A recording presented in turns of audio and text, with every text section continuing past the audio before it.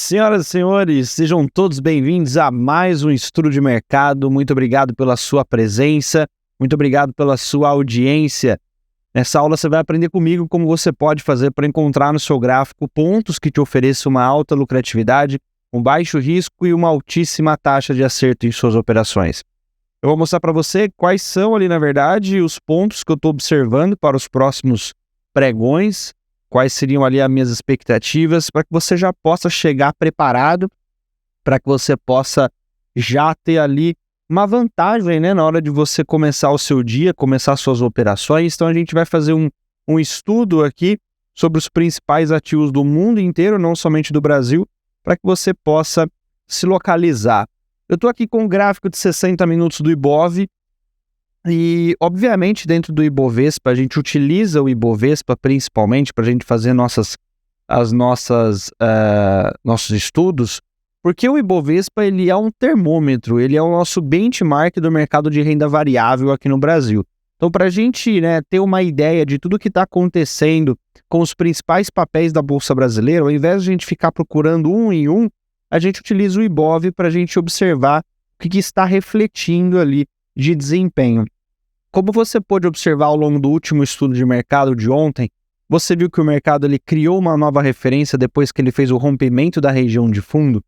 Rompendo essa região de fundo, o mercado está gerando um novo movimento de baixa, ele está gerando uma nova estrutura de baixa, que é principalmente devido ao rompimento dessa região. Então essa região aqui que foi rompida ao longo do pregão de ontem, ele acabou dizendo para nós o seguinte: olha, eu tenho interesse em continuar o movimento de queda.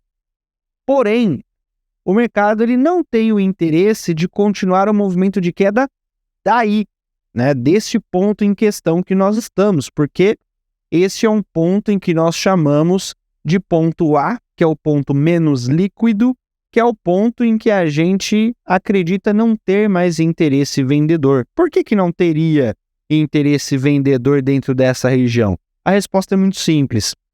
O operador profissional ele tem como principal característica comprar barato e vender caro.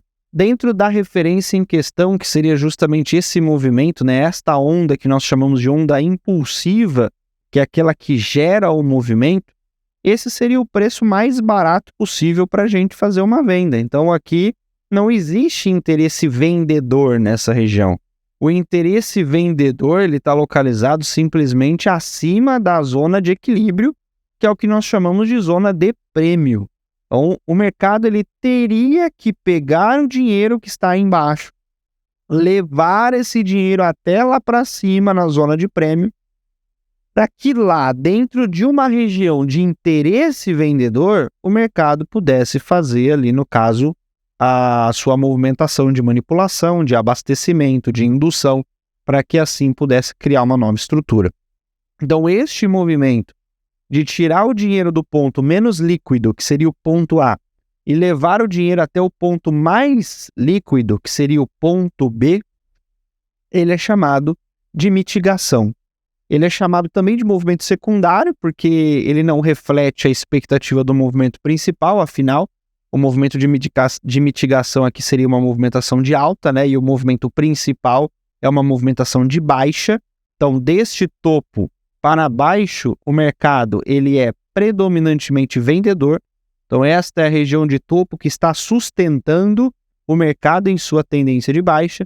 Portanto, o objetivo todo do mercado, a expectativa toda do mercado é tirar o dinheiro daqui, levar o dinheiro até o ponto B, para que a gente possa capturar o combustível dentro dessa região, manipular os lotes comprados de forma impulsiva, né?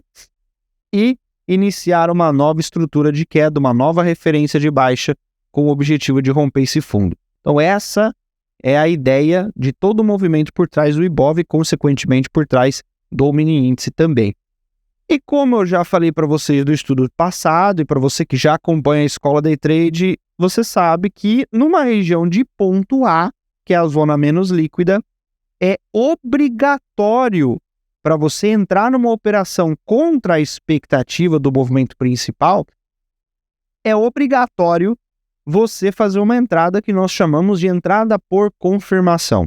Então, saindo do gráfico de 60 minutos, você vai entrar num gráfico de time frame menor, e você vai localizar o ponto em que o mercado perde a característica do movimento de baixa. Se a gente observar aqui o gráfico do Omni Índice, você vai ver que nós temos exatamente a mesma situação, o mercado sai do ponto A, se dirige ali às duas regiões de ponto B, que são os pontos mais líquidos dentro desse movimento de baixa. Temos aqui dois Fair Value Gaps, né? O ponto A é a zona que nós necessitamos de uma entrada de confirmação, o ponto B é uma zona que nós precisamos ali no caso, né, podemos fazer, na verdade, uma entrada de risco. E quando nós saímos dos 60 minutos e vamos para os 5 minutos, que é justamente essa procura pela perda de característica do movimento, nós podemos observar que as últimas regiões de topos e fundos válidos dentro dos 5 minutos até então eram estas aqui. E em determinado momento o mercado acaba fazendo um novo topo, um fundo